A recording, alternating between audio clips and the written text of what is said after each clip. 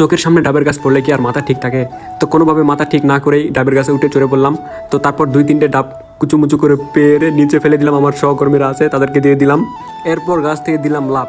So যেহেতু মানুষ আসতেছে, সো কোনোভাবেই ডাবের গাছে চড়া যাবে না। তো আমি বেশি পেরে নেই, মাত্র 3টা ডাবই পারছি আমরা সবাই। আসসালামু আলাইকুম, ওয়েলকাম ব্যাক এভরিওয়ান। কেমন আছেন সবাই? আই হোপ আপনারা সবাই ভালো আছেন। তো আজকে আমি আপনাদের মালয়েশিয়ার গ্রামের সুন্দর কিছু প্রাকৃতিক দৃশ্য দেখানোর জন্য আসছি। তো মূলত আজকে ব্লগটিতে থাকছে মালয়েশিয়ার সৌন্দর্য এবং গ্রামে। তাই দেরি না করে সকাল সকাল বেরিয়ে পড়লাম কোয়ান্তাংয়ের উদ্দেশ্যে। মূলত আজকে আমরা কোয়ান্তাং গ্রামে যাচ্ছি, আর আমাদের মূল উদ্দেশ্য থাকবে গ্রামের A to Z করে দেখানো আপনাদের। সো গ্রামগুলো কীরকম দেখতে, সো ভিডিওটির সাথে থাকুন। আর আমরা যেটার মধ্যে দিয়ে এখন বর্তমান যাচ্ছি এটা হচ্ছে যে টানেল। সো কোয়ান্তাং যারা অনেকে গেছেন এর আগে, তারা কিন্তু দেখতে পারবেন কোয়ান্তাং বা হচ্ছে যে তেরেঙ্গানতে যাইতে অনেক টানেল পের হইতে হয়।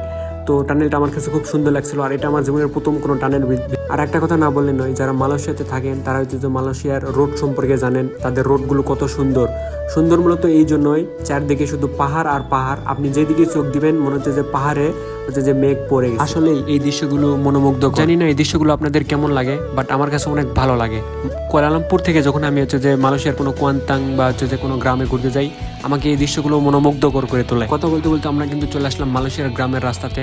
আর বাংলাদেশের মতোই সেম মালয়েশিয়ার রাস্তাগুলো, গ্রামের যেগুলো রাস্তাগুলো আছে বাংলাদেশের মতোই, আপনারা কিন্তু দেখতেই পাচ্ছেন। গাড়ি থেকে নেমেই দেখি এখানে নারিকেল গাছের গোড়ায় কতগুলো নারিকেল পড়ে আছে এবং গাছও হয়েছে এই নারিকেলগুলো থেকে। এখানে এসে আমরা আরো একটা জিনিস দেখতে পেলাম, সেটা হচ্ছে যে টানেল। সো এখানে এখনো কাজ শেষ হয় নাই, সো এই জন্য আমরা ফুল দেখাতে পারলাম না। আর একটা কথা না বললে নয়, আপনি যখন মালয়েশিয়ার গ্রামে চলে আসবেন তখন এখানে হচ্ছে যে আপনি নদীর পাড়ে বা বিভিন্ন জায়গায় ডাবের গাছ দেখতে পাবেন। আর এগুলো ডাবের গাছ থেকে আপনি ডাব পেরে খেলেও কেউ কোনো কিছু বলবে না। তো আমি এই সুযোগটা মিস না করে আমি ডাবের গাছে উঠে পড়লাম জুতা নেই। তো কোনো দিকে দেখা দেখি নাই, আমরা 3জন আসছিলাম। সো আমরা ডাব কিন্তু পাড়তে আসছিলাম।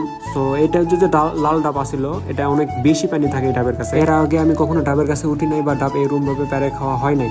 তো আজকে আমার প্রথম এভাবে ডাব পেরে খাওয়া। তো জানি না কিভাবে ডাব পারতে হয়, তো কোনোভাবে ঘুরে পেয়েছে ডাবগুলো আমরা পারতেছি, যে আমি নিজে ফালাই দিতেছি, এরা নিতেছে। এরপর আরেকটা ডাবের গাছ, আমার মাথা তো ঠিক নাই, কি এত ডাবের গাছ কি কোথা থেকে আসে। তো এটাতে উঠে বললাম কোনোভাবে না দেখে, কোনো দিকে না দেখে। আমার মাথা তো ঠিক নাই, এত ডাব কে খাই? তো খাওয়ার লোক নেই মালয়েশিয়াতে, তো তাদের জনসংখ্যা অনেক কম। তো আমি তাদের ডাবগুলো মেরে খেয়ে দিই। তো কোনোভাবে ওঠার চেষ্টা করতেছি, পারতেছি না, বাট জুতা খুলে আমি ওঠার চেষ্টা করতেছি। তো আপনারা যখন মালয়েশিয়াতে আসবেন অবশ্যই ওই ডাবগুলো গ্রামে অনেক থাকে, তো ডাব পেরে খাবেন বা তাদেরকে একটু দিবেন।